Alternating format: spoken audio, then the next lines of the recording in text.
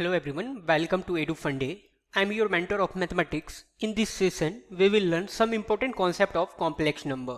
देखिए complex number में कुछ concept देखेंगे जैसे कि geometry with complex number. Geometry with complex number का क्या मतलब? ज्योमेट्री का मतलब है लाइन और पॉइंट्स के बीच हम रिलेशंस देखेंगे और दो पॉइंट्स के बीच डिस्टेंस फॉर्मूला, ये सारी चीज़ें देखेंगे हम इस चैप्टर्स में या इस सेशन में. देखिए डिस्टेंस बिटवीन टू पॉइंट्स क्या होता है. अगर कॉम्प्लेक्स नंबर है, डिस्टेंस बिटवीन टू पॉइंट्स, देखिए ये यहाँ पे कोऑर्डिनेट ज्योमेट्री नहीं, कोऑर्डिनेट ज्योमेट्री में अगर डिस्टेंस निकालो तो वो उससे आप अवेयर हैं, लेकिन यहाँ पे हम कॉम्प्लेक्स नंबर, दो कॉम्प्लेक्स नंबर के बीच की डिस्टेंस निकालेंगे. ठीक है, तो Z1 इक्वल टू, अगर हमने एज्यूम किया x1 प्लस आयोडा y2 और Z1 equal to x1 plus iota y1, Z2 equal to x2 plus iota y2, be two points in Argand plane. देखिए कॉम्प्लेक्स नंबर को अगर लिखना होता, कॉम्प्लेक्स नंबर के किसी पॉइंट्स को लिखना होता तो हम आर्गन प्लेन में लिखते हैं. P such that P Z1 equal to x1 y1 और Q Z2 equal to x2 y2. Then PQ क्या हो जाएगा? PQ distance between P and Q, तो उसकी वैल्यू क्या हो जाएगी? Mod of Z1 minus mod of Z2, mod of Z1 minus Z2. अब है next point, angle between lines क्या होता है? Angle between lines, angle between two lines के लिए हमें तीन पॉइंट्स लेने पड़ेंगे. देखिए तीन पॉइंट्स मैं एज्यूम कर लेता हूं, जैसे कि A Z1 B Z2 C Z3 are three points, जैसा कि आर्गन प्लेन में यहाँ पे दिख रहा है A Z1 B Z2 C Z3. ठीक है, तो such that angle BAC equal to theta. अगर हम एंगल BAC देखें तो वो थीटा एज्यूम किया है फिगर के अकॉर्डिंग. ठीक है, तो थीटा इक्वल टू क्या होता है? Amplitude of Z3 minus Z1 upon amplitude of Z2 minus Z1. देखिए अगर आपको याद हो तो एम्पलीट्यूड के बारे में हम प्रीवियस सेशन में देखा था, इनके बारे में एम्पलीट्यूड क्या होता है, ये सारी चीजें हमने पढ़ा था. तो थीटा इक्वल टू क्या हो जाएगा? Amplitude of Z3 minus Z1 upon amplitude of Z2 minus Z1. देखिए Z3 माइनस Z1 का क्या मतलब है? Amplitude of this line minus upon amplitude of ये लाइंस. देखिए ये कॉम्प्लेक्स Z3 माइनस Z1 ये complex number, Z2 minus Z1 ये कॉम्प्लेक्स नंबर, इनका एम्पलीट्यूड. और आप जानते हैं एम्पलीट्यूड क्या होता है? लॉग की प्रॉपर्टी को फॉलो करता है. तो बेसिकली जब आप इनको खोलेंगे तो वो क्या हो जाएगा? Amplitude of Z3 minus Z1 upon amplitude of Z2 minus Z1. आगे देखते हैं section formula. Section formula coordinate geometry में जो सेक्शन फॉर्मूला होती है वही फॉर्मूला यहाँ पे भी होता है, बस यहाँ पे कॉम्प्लेक्स नंबर ट्रीट होते हैं. ठीक है, तो देखिए P Z1 divide in the line joining the points A Z1 and B Z2, तो इन द रेशियो m:n. तो इंटरनली अगर डिवाइड करता तो Z का कोऑर्डिनेट क्या होता है? m Z2 plus n Z1 upon m plus n. अगर आपको याद हो तो कोऑर्डिनेट ज्योमेट्री में यही फॉर्मूला होता था, m times x2 plus n times y1 upon m plus n. ठीक है, लेकिन वहां पे हम x और y के लिए अलग अलग फॉर्मूला लगाते थे. यहाँ पे कॉम्प्लेक्स नंबर है ना, तो यहाँ पे एक बार ही आपको फॉर्मूला लगाना, तो इमेजिनरी पार्ट्स के साथ आ जाएगी और रियल पार्ट के साथ डील हो जाएगा. अब बात ये आती कि सर अगर एक्सटर्नली डिवीजन करता हो तो PZ अगर एक्सटर्नली डिवीजन करता हो तो क्या लिखेंगे आप? Formula mZ2 minus nZ1 upon m minus n. अब अगर हम मिड पॉइंट की फॉर्मूला देखें तो मिड पॉइंट की formula mZ is mid point of line joining the point Z1 and Z2. तो मिड पॉइंट क्या हो जाएगा? Z1 plus Z2. सेंट्रॉइड का फॉर्मूला देखिए, सेंट्रॉइड का फॉर्मूला देखने के लिए मुझे ट्राइंगल का वर्टाइसिस एच्यूम करना पड़ेगा, तो एच्यूम करते, लेकिन GZ is a centroid of triangle ABC with vertices A Z1 B Z2 C Z3. तो GZ की जो फॉर्मूला होगी क्या होगी? देखिए Z1 plus Z2 plus Z3 by 3. Coordinate geometry में ये फॉर्मूला क्या होता था? x1 plus x2 plus x3 by 3 comma y1 plus y2 plus y3 by 3. लेकिन कॉम्प्लेक्स में क्या होता है? देखिए Z1 plus Z2 by Z3 by 3. Relations similar ही हैं. अब देखिए एरिया ऑफ ट्राइंगल अगर हम देखें कॉम्प्लेक्स नंबर में तो देखिए A Z1 B Z2 C Z3 हमने वर्टाइसिस ऑफ ट्राइंगल एच्यूम किया है.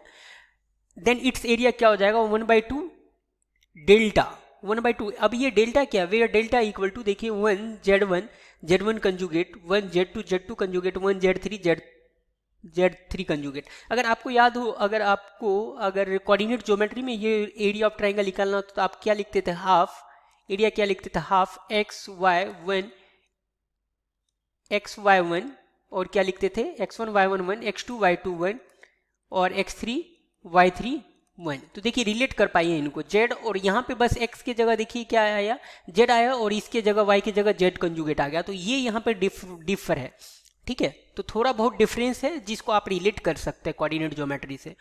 नेक्स्ट आइए area of triangle with vertices Z comma iota Z plus iota Z is 1/2 mod of Z square. देखिए ये कैसे हो सकता है? देखिए ये कैसे आया? एरिया ऑफ ट्राइंगल कह रहा है, एक ट्राइंगल है, समझिएगा ध्यान से, जिसका वर्टाइसिस है Z. देखिए एक नंबर है, ये वर्टाइसिस जेड, इसको दूसरा वर्टाइसिस आयोडा जेड। आयोडा जेड का मतलब समझते हैं आप, किसी कॉम्प्लेक्स नंबर में आयोडा का मल्टीप्लाई कर देंगे तो वो 90 डिग्री से रोटेट हो जाता है ये, तो ये आयोडा जेड कहीं होगा, समझ रहे हैं आप, तो ये 90 डिग्री होगा, तो ये इस पॉइंट का कोऑर्डिनेट हो जाएगा आयोडा जेड। अब देखिए जेड प्लस आयोडा जेड क्या है, जेड प्लस आयोडा जेड, देखिए ये आयोडा जेड को आप यहाँ से भी तो ऐसे भी लिख सकते हैं, वेक्टर्स की तरह डीट होता है कॉम्प्लेक्स नंबर वेक्टर की तरह, तो ये भी आयोडा जेड है, ध्यान से देखिएगा ये आयोडा जेड है। अब देखिए इसका रिजल्टेंट क्या होगा, यही तो है रिजल्टेंट जेड प्लस आयोडा जेड, यही तो है जेड प्लस आयोडा जेड। तो इस कॉम्प्लेक्स नंबर का एरिया निकालना है, तो आप देखिए ये 90 एरिया है, तो एरिया क्या होता है half into base into height, base क्या है मॉड ऑफ जेड, हाइट क्या है मॉड ऑफ आयोडा जेड। तो देखिए मॉड ऑफ आयोडा जेड का मतलब भी होता है मॉड ऑफ जेड, क्योंकि मॉड ऑफ आयोडा जेड को खोलेंगे mod of iota mod of Z, mod of iota 1 होती है, तो ये क्या हो जाएगा मॉड ऑफ जेड का होल स्क्वायर, तो यहाँ से ये वैल्यू आती है, ठीक है। अब आगे देखते हैं, omega is a cube roots of unity, if omega is a cube roots of infinity then area of triangle with vertices z omega z plus omega z is √3/4 mod of z square. देखिए ये भी similar concept है, जब आप किसी complex number में, जैसे कि एक कॉम्प्लेक्स नंबर है z, ठीक है, इसमें अगर आप ओमेगा जेड से मल्टीप्लाई करेंगे तो ये 60 डिग्री से रोटेट होता है, ध्यान दीजिए, अगर आप ओमेगा से मल्टीप्लाई कर देंगे तो ये 60 डिग्री से रोटेट हो जाएगा ये कॉम्प्लेक्स नंबर, कितना 60 डिग्री, तो देखिए ये कॉम्प्लेक्स नंबर ये हो जाएगा 60 डिग्री, ठीक है। और ये क्या हो जाएगा, अगर ये देखें तो ये अब क्या हो गया, ये ओमेगा जेड हो गया, और ये उनका रिजल्टेंट है जेड प्लस ओमेगा जेड, समझ गए आप। तो देखिए अब एंगल किसी ट्राइंगल्स के एरिया निकालना होता तो हाफ इंटू किसी दो साइड का मैग्नीट्यूड, जैसे कि ये मॉड जेड और इसका मॉड ऑफ ओमेगा जेड, और into cos theta into sine theta, angle between these two side, तो साइन 60 डिग्री, साइन 60 की वैल्यू √3/2 होती, तो देखिए √3/4 मॉड जेड स्क्वायर, ओमेगा क्या होता है, मॉड ओमेगा जेड को लिखेंगे mod of omega mod of Z, mod of omega 1 होती है क्योंकि ये क्यूब रूट्स ऑफ यूनिटी है, तो यहाँ से आ गया √3/4 omega square, mod √3/4 mod Z square. Next बढ़ते हैं, अब देखिए क्या quadrilateral with vertices Z iota Z minus iota Z taken in order square of centre at origin. तो देखिए अगर आप एक क्वाड्रिलेटरल लेते हैं, ध्यान से देखिएगा, जेड ये है तो ये क्या होगा माइनस, ये क्या होगा जेड कंजुगेट, ध्यान से देखिएगा, ये जेड कंजुगेट, ये क्या होगा माइनस जेड कंजुगेट, और ये क्या हो जाएगा आयोडा, ये अगर देखें तो ये माइनस जेड है, ठीक है, ये सारी पॉइंट्स है। तो देखिए ये एक अपने आप में एक स्क्वायर फॉर्म करता है, यही पहला पॉइंट है, क्वेश्चन पॉइंट नंबर 6। उसके बाद देखिए पॉइंट नंबर 7 क्या, triangle with vertices z1 z2 1 minus iota z1 plus iota z2 is a right angle isosceles triangle. देखिए किसी ट्राइंगल्स की वर्टाइसिस अगर z1 z2 1 minus iota z1 plus iota z2 हो तो उस ट्राइंगल को हम क्या बोलेंगे, right angle isosceles triangle. Next point पे आते हैं, देखिए if a triangle ABC with vertices a z1 b z2 c z3 is equilateral triangle, then देखिए अगर कोई एक इक्विलेटरल ट्राइंगल ABC और इसके वर्टाइसिस है z1 z2 z3, तो ये तीन देखिए यहाँ पे रिलेशंस क्या होती है, अगर इक्विलेटरल ट्राइंगल हो तो 1/z1 minus z2 plus 1/z2 minus z3 plus 1/z3 minus z1 की वैल्यू 0 होगी, और इस रिलेशन को हम आगे भी प्रोसीड करके ले जाएंगे, तो z1 का स्क्वायर प्लस z2 का स्क्वायर प्लस z3 का whole square equal to z1 z2 plus z2 z3 plus z3 z1 होता है, ठीक है। इसको और भी सिंप्लीफाई करें, देखिए कैसे सिंप्लीफाई करेंगे, आप 2 से मल्टीप्लाई कर देंगे दोनों तरफ और इसको इस तरफ ले आएंगे, तो उसको सिंप्लीफाई करेंगे तो मॉड ऑफ z1 ये क्या हो जाएगा, z1 माइनस z2 का whole square plus z2 minus z3 का whole square plus z3 minus z1 का होल स्क्वायर इक्वल टू 0। अब सर ये रिलेशन आता कैसे, आइए देखते हैं इस रिलेशन को कैसे आता है। देखिए explanation, triangle ABC equilateral triangle है तो AB equal to BC equal to C, सारे साइड्स बराबर होगी, तो देखिए यहाँ पे एक ट्राइंगल है, ये Z1 ये Z2 वर्टाइसिस ये Z3, तो देखिए ये ABC, तो AB इक्वल टू क्या हो जाएगा mod of Z1 minus Z2, BC equal to क्या हो जाएगा Z2 minus Z3 minus Z1। अब देखिए अगर हम दोनों तरफ स्क्वायर कर देंगे, इसकी वैल्यू को K जूम कर लेंगे, K equal to whole square करेंगे तो Z1 कंजुगेट, देखिए यहाँ पे क्या होता है Z1 conjugate equal to mod Z square होता है, ठीक है। तो हमने क्या किया, इस स्क्वायर को ऐसे वो कॉम्प्लेक्स नंबर Z और उसके कंजुगेट के रूप में मल्टीप्लाई कर दिया। अब अगर हम इस वैल्यू को देखें, तो यहाँ पे देखिए इसको मल्टीप्लाई करेंगे तो ये वैल्यू क्या आ रही है, Z3 माइनस Z1 अपन Z3 माइनस Z1 का कंजुगेट, ठीक है, तो इक्वल टू K। अगर आप यहाँ से सिंप्लीफाई करेंगे तो Z1 conjugate minus Z2 conjugate की वैल्यू क्या आ जाएगी, K upon Z1 minus Z2, और ऐसे ही Z2 conjugate minus Z3 conjugate की वैल्यू क्या आ जाएगी, K upon Z2 minus Z3। ऐसे ही अगर आप देखें Z3 conjugate minus Z1 conjugate की वैल्यू क्या आ जाएगी, K upon Z3 minus Z1। हमने एक को सिंप्लीफाई किया, रिमेनिंग को सिमिलरिटी से लिख लिया। तो अगर आप देखें बाय एडिंग तीनों इक्वेशंस को अगर ऐड करें तो वहाँ से वो वैल्यू 0 मिल जाएगी आपको, रिलेशन आ जाएगा 1/z1 minus z2 plus 1/z2 minus z3 plus 1/z3 minus z1 equal to 0। अब इसी को और भी सिंप्लीफाई करें, देखिए इसको मल्टीप्लाई करेंगे तो ये वैल्यू यहाँ सिंप्लीफाई होकर हो जाएगी z1 square plus z2 square plus z3 square equal to z1 z2 plus z2 z3 plus z3 z1 and और क्या हो जाएगी, इसमें अगर आप 2 से मल्टीप्लाई कर देंगे तो ये रिलेशन जनरेट होगी। देखिए कैसे ये रिलेशन जनरेट होती है, यहाँ से अब 2 से मल्टीप्लाई करेंगे तो 2z1 square plus 2z2 square plus 2z3 square minus 2z1 z2 minus 2z2 z3 minus 2z3 z1 equal to 0।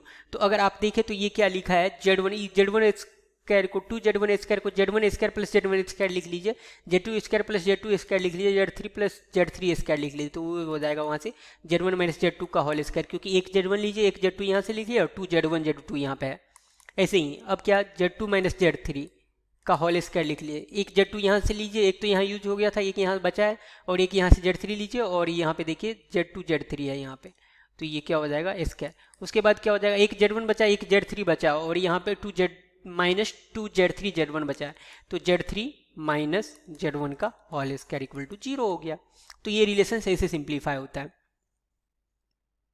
अब देखिए point 8, if z1 z2 z3 are affixes of the vertices of an isosceles right angle triangle with right angle at z2, then z1 square plus z2 square plus z3 square equal to क्या होता है 2z2 into z1 plus z3। No point number 9, various form of equation of a straight line. अब various form of equation of straight line देखेंगे, the general equation of straight line होता है alpha Z conjugate plus alpha conjugate Z plus A Z conjugate. देखिए यहाँ पे ये गलती लिखा है इसने, यहाँ पे alpha conjugate Z plus alpha Z conjugate, अगर मैं इसको करेक्ट कर दूँ, देखिए ये alpha conjugate Z plus alpha Z conjugate plus B equal to 0 होता है। General form of straight line, अगर आप कोऑर्डिनेट प्लेन में आपको याद हो तो A X plus B Y plus C equal to 0 होता है, लेकिन ये कॉम्प्लेक्स नंबर में स्ट्रेट लाइन का इक्वेशन ये हो जाता है, ठीक है, where B is a real number. Explanation अगर देखें, जैसे कि P X plus Q Y plus R equal to 0 equation of standard equation of straight line है, जैसा कि आपने मैंने दिखाया यहाँ पे X plus B Y plus C equal to 0, ठीक है। तो अगर हम देखें इसको तो let Z equal to X plus iota Y इसमें पुट कर दिए, तो देखिए अब क्या हो जाएगा, एक्स की value Z plus Z conjugate by 2, ठीक है। एक्स की वैल्यू कैसे निकालते, देखिए जेड इक्वल टू क्या है X plus iota Y, X plus iota Y, और जेड कंजुगेट क्या निकालेंगे आप एक्स माइनस आयोडा वाई। अब दोनों इक्वेशन को जोड़ दीजिए तो Z plus Z conjugate by 2 की वैल्यू एक्स आ जाएगी, दोनों इक्वेशन को सब्ट्रैक्ट कर दिए तो Z minus Z conjugate by 2 equal to क्या हो जाएगा वाई, इसकी वैल्यू क्या आ जाएगी वाई। तो यहाँ से आयोडा वाई देख लेंगे तो ये आयोडा, ठीक है। तो एक्स प्लस एक्स की value Z plus Z conjugate by 2, Y की वैल्यू क्या आ जाएगी Z minus Z conjugate by 2 iota. देखिए मैंने क्या दोनों इक्वेशन को ऐड किया, दोनों को सब्ट्रैक्ट किया तो ये रिलेशंस आ गए, ठीक है। तो अगर आप देखें तो no P X plus Q Y plus R equal to 0 becomes क्या हो जाएगा P Z plus Z conjugate by 2 Q Z minus Z conjugate by 2 iota are.